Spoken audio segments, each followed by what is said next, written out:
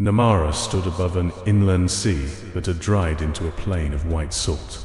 Its towers were joined by iron bridges. Its lower streets descended into the cliff like veins, and bells governed every part of life. One bell opened the markets. 2 bells sealed the gates. 9 bells announced an execution. Under Regent Caldrus Morn, another sound entered the city, the sigh of the census towers releasing the white hush. The hush was an alchemical fog that blinded anyone caught within it and devoured the final hour of their memory.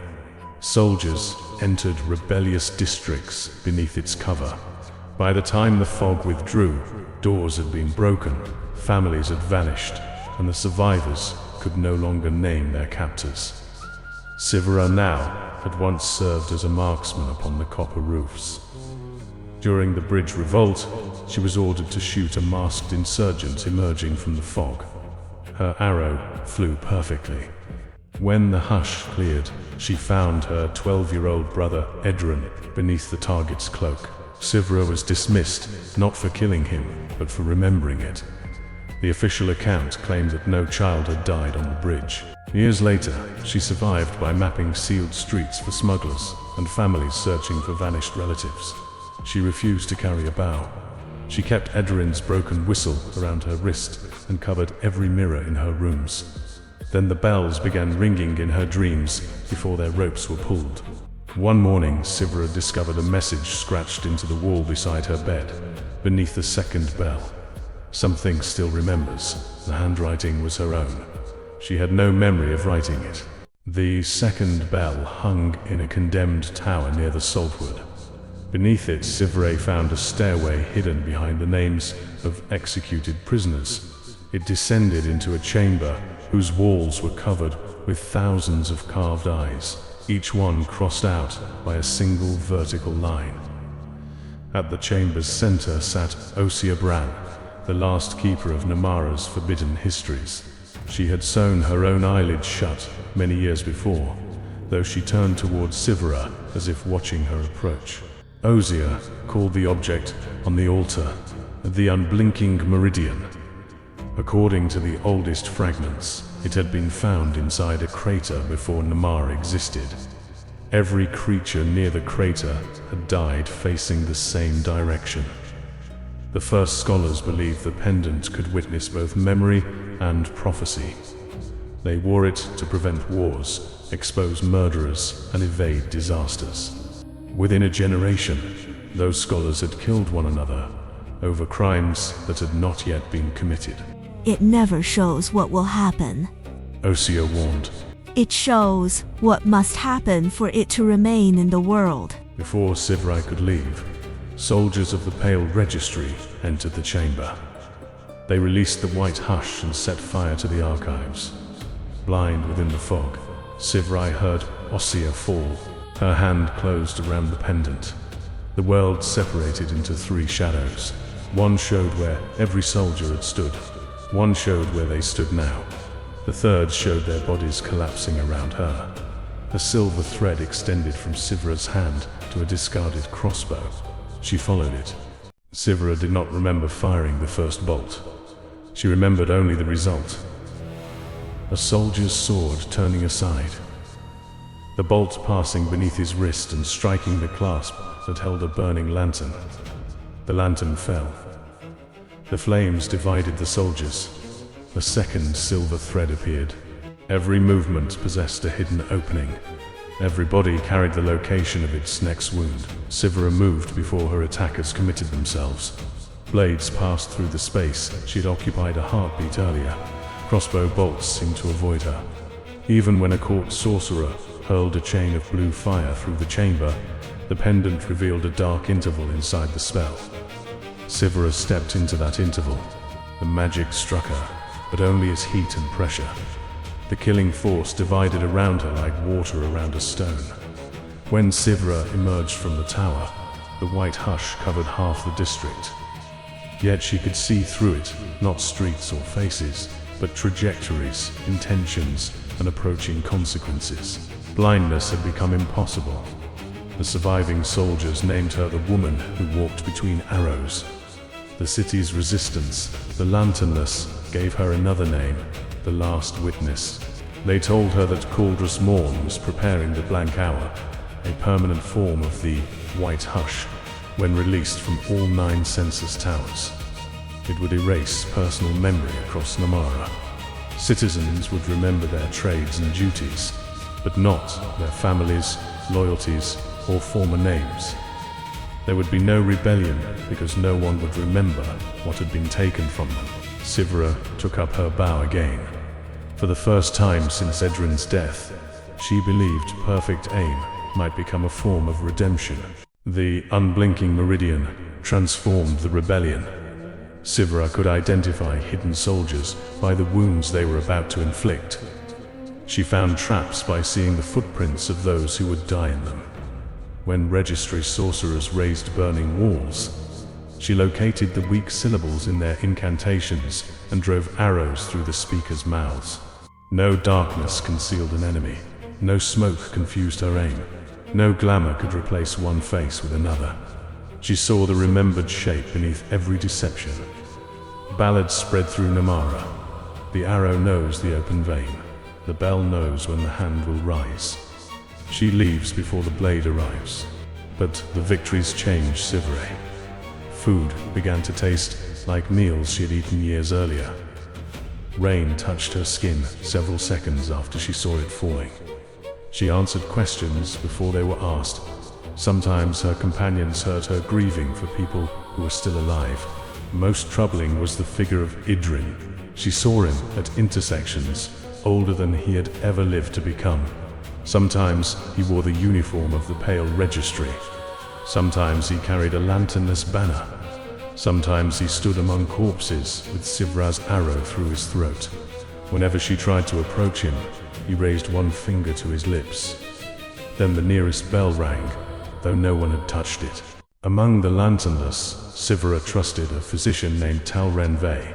He cleaned her wounds, kept count of the days she forgot to sleep, and spoke to her as a woman rather than an oracle. One night, the Meridian showed Talren opening the resistance gates to registry soldiers. Sivra saw the exact point beneath his ribs where an arrow would silence him before he called the guards. Talren insisted he had no intention of betraying them. Sivra saw the gate opening. He swore that the vision was false. She saw her companions dying. Talren reached for her bow not to attack her, but to lower it. Sivra released the string. Afterward, the lanternless searched his rooms. They found no payment, no coded orders, and no evidence of treachery. Only a letter Talren had intended to give Sivra, begging her to remove the pendant before it consumed what remained of her. The next morning, registry soldiers found the resistance entrance because the physician who had concealed its tracks was dead. The betrayal occurred exactly as the relic had shown, but only because Sivra had tried to prevent it. That night, the pendant became warm against her chest. Sivra heard hundreds of versions of Talren dying, by rope, fire, poison, old age, and her own hand. Beneath them all, she heard one impossible memory in which she had trusted him, and the gates remained closed. The Meridian had hidden that future from her. Sivra led an assault upon the highest census tower, where Caldrus Morn had built an observatory with no windows. Its instruments did not study stars. They measured coincidence, hesitation, and the number of unpredictable choices made each day. There, Sivra discovered the truth behind the White Hush. Centuries earlier, Namarra scholars had concluded that the Meridian was not an instrument. It was the smallest visible organ of something they called the distant witness, an intelligence existing outside ordinary time. It could not enter the world while the future remained uncertain. It therefore planted relics within civilizations, granting their bearers flawless foresight. Every prediction followed narrowed possibility. Every perfect escape eliminated chaos. Every unerring strike forced history toward a single outcome. Once an entire city moved along one chain of inevitable consequences, the distant witness could look through it. Namarra would become its eye. The white hush had originally been created to resist this process. By erasing memory and obscuring intention, it restored uncertainty. Caldra's predecessors had hidden the meridian beneath the second bell, but Caldra's had transformed their defense into a weapon of rule. The coming blank hour would protect Namarra from the distant witness by destroying everything that made its citizens individuals. Caldra's offered Sivra a choice: surrender the pendant and allow the blank hour, or preserve the city's memories and risk opening the way for something that could imprison every future. The meridian immediately showed Sivra the silver thread leading to Caldra's heart. She followed it. Her arrow struck with perfect accuracy. As the regent died, every bell in Namarra rang once. Then the whole city became silent. Silver lines appeared across every street. They ran from doorways to markets, from beds to graves, from newborn children to the places where they would die. People began walking before deciding where to go. Conversations repeated phrases Sivra had already heard in visions. A cup fell in an inn, and every person turned toward it before it left the table. The distant witness had begun to open. Sivra finally understood that the relic had reached backward as well as forward. It had caused the bell to ring early on the day she killed Edrin. It had sent the false movement through the fog. Her guilt had driven her toward the chamber beneath the second bell. Even the message beside her bed had come from the future. Sivra had not yet written it, but the meridian had preserved a version of her that eventually would. Edrin's death had never been an accident. It had been the first step in a path constructed around her. Sivra tried to tear the pendant from her neck. Black filaments had grown from its setting into her sternum. When she pulled, she saw memories of deaths she had evaded. Swords entering her stomach, arrows breaking her spine, fire closing her throat. Her body carried none of the wounds, but her mind remembered everyone. At the center of the pendant, the silver needle widened into a pale vertical pupil. The only futures it showed were futures in which Sivra survived. That absence revealed its final weakness. The meridian could guide her around any wound, but it could not understand a person who knowingly chose to receive one. The distant witness manifested above the city as a dark circle surrounded by 9 white rings. Mirrors turned upward. Pools reflected a sky that did not exist. Every citizen saw an immense lid beginning to open behind the clouds. At the second bell, the last registry sorcerer prepared a spell meant to destroy Sivra and the pendant together. The meridian showed Sivra everything. She could step left and lose only one hand. She could duck and let the spell kill the people behind her. She could release a single arrow, pierce the sorcerer's throat, and survive without injury. A silver thread connected her bow to his mouth. Sivra raised the weapon. Then she opened her hand. The bow fell. For the first time, she remained where the blade of the future expected to find her. The spell entered her chest. The meridian tried to divide its force, but Sivra seized the pendant and pulled it deeper into the wound. Black glass cracked. Every death she had escaped passed through her at once. The sound she made was repeated from every street in Namarra. Above her, the distant witness recoiled. Its single, inevitable future fractured into thousands of incompatible endings. The great eye closed before it could fully see the world. The second bell split from crown to lip.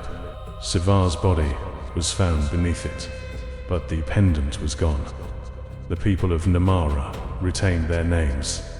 They also awakened with memories of lives they had never lived. Some remembered Sivra as their liberator. Others remembered as an executioner. Some had loved her. Some had died by her hand. Children mourned parents who were still alive, while widows heard the voices of husbands they had never married. No official history could reconcile the contradictions. The white hush never returned, yet the bells continued to ring one heartbeat before their ropes were pulled. Children born after Sivra's death cast 3 shadows at sunset. Some step away from falling stones before looking upward. Years later, a girl searching the ruins beneath the second bell found a black reflection floating inside a dry basin. When she leaned closer, the reflection wore the Unblinking Meridian. The girl did not. Then the reflected pendant slowly opened its eye. Somewhere ahead of them, the city had already remembered its next ruin.